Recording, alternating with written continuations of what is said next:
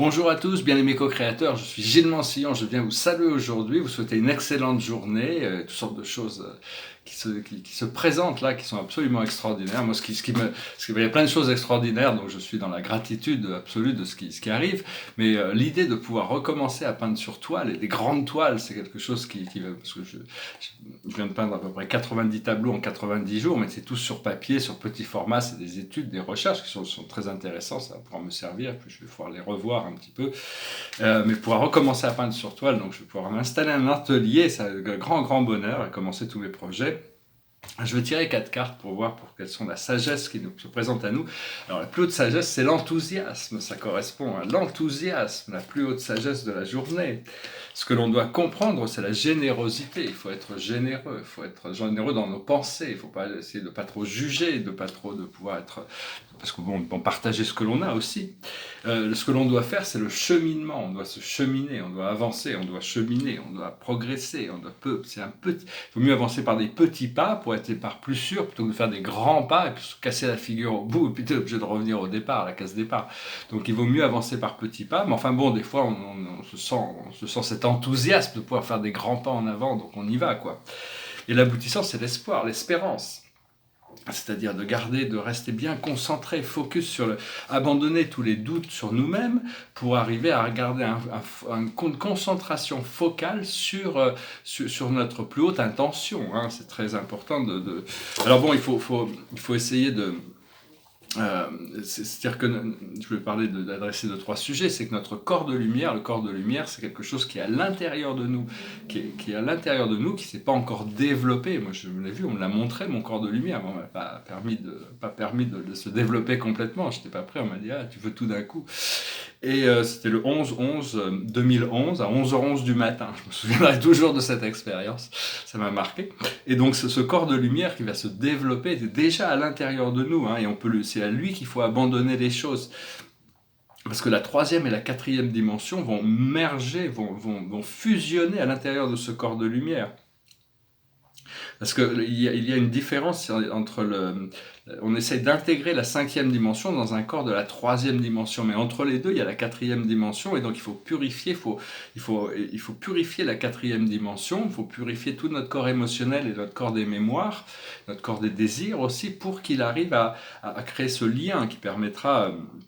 Alors on peut essayer de se souvenir de notre première incarnation dans le monde terrestre aussi. C'est-à-dire on a eu des centaines d'incarnations dans le monde des formes, mais c'est cette première incarnation. Hein. Et depuis, il y a eu parce que bon, quand on arrive, c'est un peu un retour à la source, retour au début, quand on a choisi de commencer cette expérience, et depuis, il y a eu un nombre incalculable de morts et de renaissances. Mais maintenant, ça y est, on arrive, le cycle est en train de se compléter. Oui, donc il ne faut pas qu'il y ait de conflit entre notre cinquième dimension. Des fois, il peut y avoir des conflits entre nos habitudes, de notre ego, de notre conscience qui est connectée à la peur, au conflit, à la dualité, de la troisième dimension, notre corps, et notre corps de la cinquième dimension, qui est notre corps de lumière. Parce que il faut essayer toujours expérimenter les choses dans le détachement plutôt que dans l'attachement. C'est-à-dire, je parlais de contrôler toutes ces énergies, mais le contrôle est que relatif. C'est-à-dire qu'une fois qu'on a obtenu un certain contrôle sur nous-mêmes, sur nos pensées, sur la manière dont on gère nos émotions, où on gère nos mémoires, où on a réussi à les intégrer, on doit abandonner ces pouvoirs à notre vérité supérieure, à notre moi supérieur.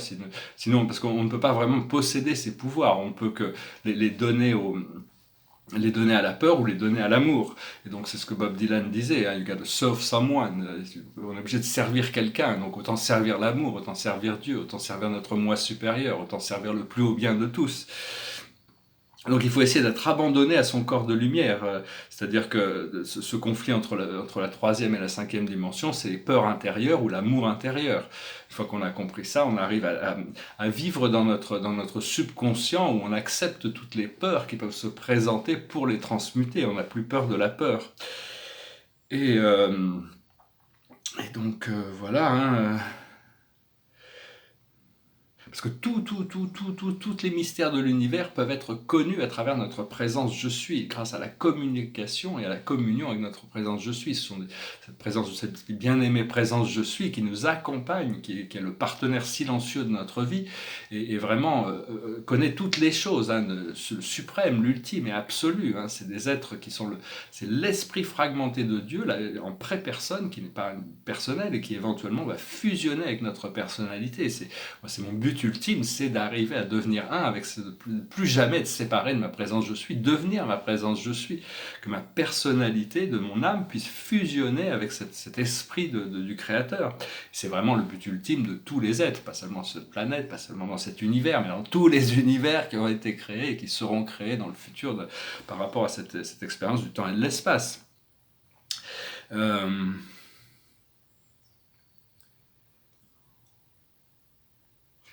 Oui, c'est-à-dire que tous les jours, on fait des nouvelles découvertes, mais chaque découverte amène de nouvelles initiations, hein, ça amène des nouvelles questions, des nouveaux désirs. Et éventuellement, on se tourne vers des désirs plus spirituels, on a des désirs spirituels, c'est-à-dire qu'on peut avoir des désirs terrestres, mais c'est les désirs spirituels qui nous élèvent.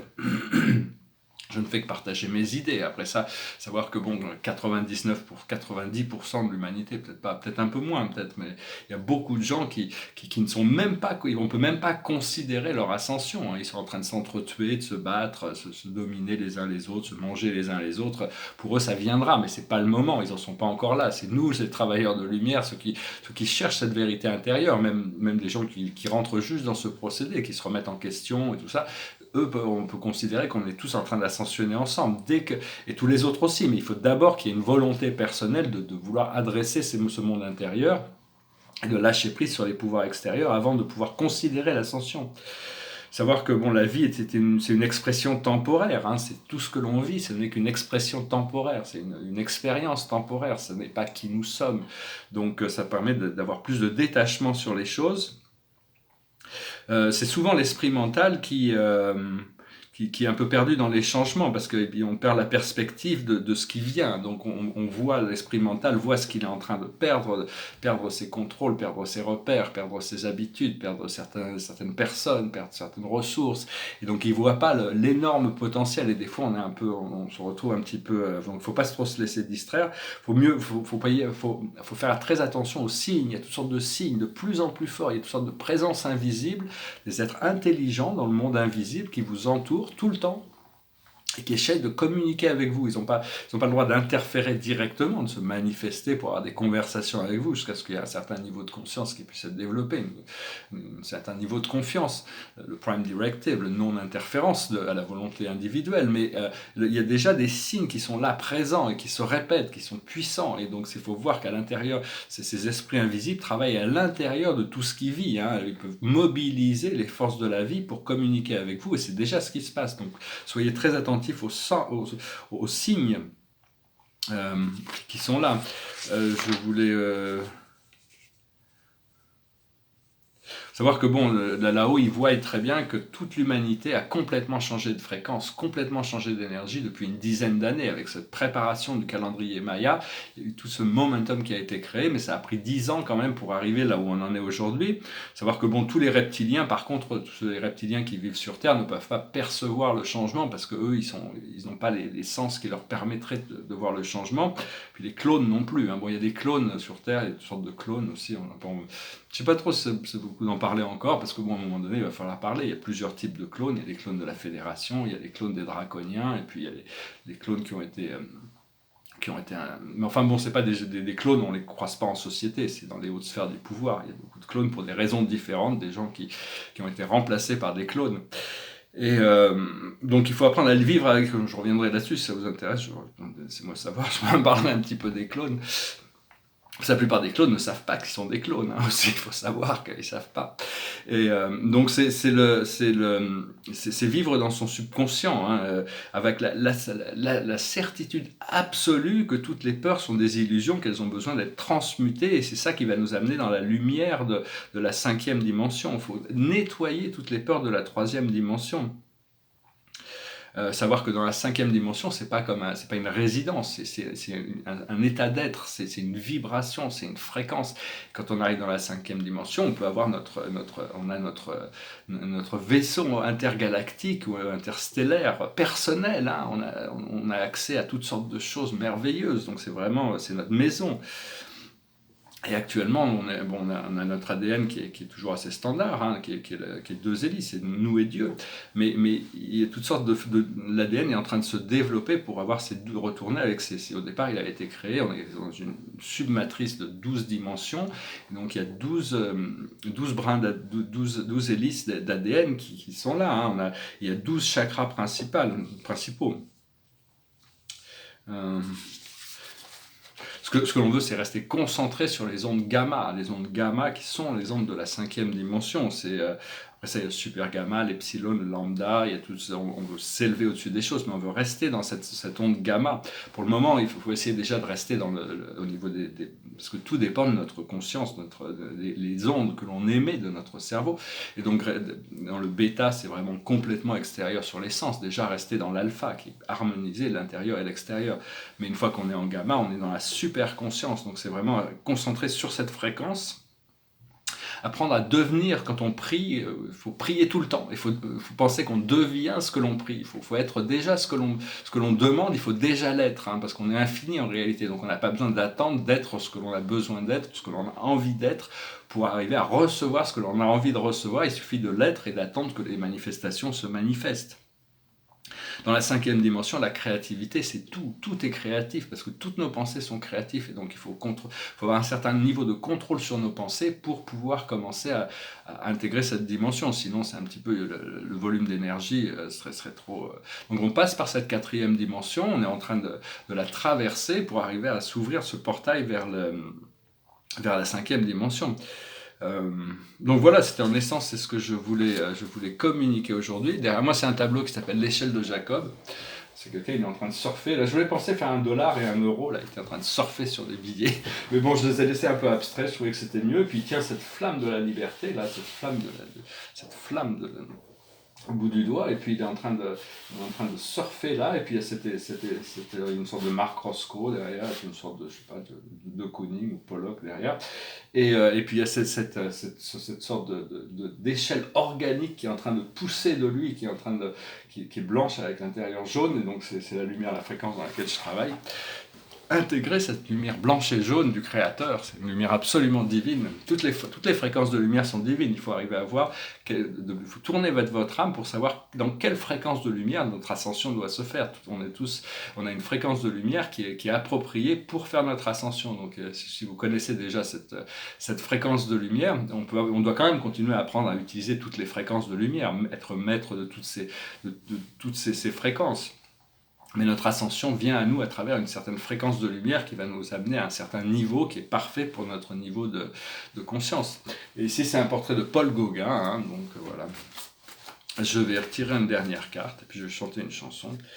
La carte de la journée, c'est Atlantis. Atlantis, c'était un monde merveilleux où on avait toutes sortes de pouvoirs. On était connecté au monde des cristaux. On avait le pouvoir de l'antigravité grâce à l'arc vital de l'antigravité. Il y avait toutes sortes de connexions à des forces qui étaient complètement différentes. On pouvait vivre des milliers d'années dans un corps physique. On avait toutes sortes. On était connecté au vaisseau, à la Terre intérieure. On était connecté au monde galactique. Et le firmament, à un moment donné, ça a été détruit. Hein. On a perdu cette connexion. On est revenu dans la troisième dimension. On a oublié toutes nos mémoires. Et donc, mais cette mémoire est en train de réémerger. On est en train de retrouver nos pouvoirs. Il y a même des nouveaux pouvoirs qui vont arriver. Donc, il faut se préparer dignement, hein, travailler un peu sur soi chaque jour et suivre notre cœur. C'est très important de suivre toujours la guidance de son esprit. Je finis avec une chanson, je ne savais pas quoi chanter, donc je vais chanter celle-là. On m'a dit que c'était l'hymne de la chaîne, alors je vais la rechanter. It goes like this. Tiens, tout a changé ce matin, je n'y comprends rien. C'est la fête, la fête. Jeunes et vieux, grands et petits, on est tous amis. C'est la fête, la fête. C'est comme un grand coup de soleil, un vent de folie. Rien n'est plus pareil aujourd'hui. Le monde est mort et enterré, il a ressuscité, on peut respirer, c'est la fête, la fête. Plus de bruit, plus de fumée, puisqu'on va tous à pied, c'est la fête, la fête. Le pain et le vin sont gratuits, et les fleurs aussi, c'est la fête, la fête. C'est comme un grand coup de soleil, un vent de folie, rien n'est plus pareil aujourd'hui. Depuis le temps qu'on en rêvait et qu'on en crevait, elle est arrivée, c'est la fête, la fête. Venez danser dans les rues, ce n'est plus défendu, c'est la fête, la fête. En vérité, je vous le dis, c'est le paradis, et le paradis, c'est la fête, la fête. C'est comme un grand coup de soleil, un vent de folie. Rien n'est plus pareil aujourd'hui. On a les yeux écarquillés sur la liberté. Et la liberté, c'est la fête, la fête. Donc voilà, la célébration de la vie, on se prépare pour cette célébration. Et il y a toute une libération, il y a un jubilé qui se prépare vraiment derrière la scène, il y a toutes sortes de concordances d'énergie, on ne le voit pas arriver, et puis ça va arriver tout d'un coup, l'humanité va être très surprise par tout ça. Même si beaucoup de gens ne sont pas prêts pour être libres, ne sont pas prêts pour la liberté, ils sont beaucoup trop chaotiques dans leur esprit, donc ça va venir progressivement, le Créateur est conscient de toutes les consciences, et donc il doit faire avec toutes les consciences en tant qu'unité pour la planète. Donc il faut déjà commencer à chercher sa libération personnelle et puis avoir du détachement sur tout le reste, avoir confiance que Dieu est en charge de toutes ces choses et c'est exactement ce que chaque personne a besoin à chaque moment. Vivre dans le présent le plus possible, dans le ici, maintenant, sans avoir d'attachement et s'ouvrir les portes de son esprit vers ces dimensions supérieures qui continuent à nous alimenter, à nous élever un peu tous les jours. Voilà, je vous remercie, je vous souhaite une excellente journée et puis je vous dis à très bientôt. Namasté.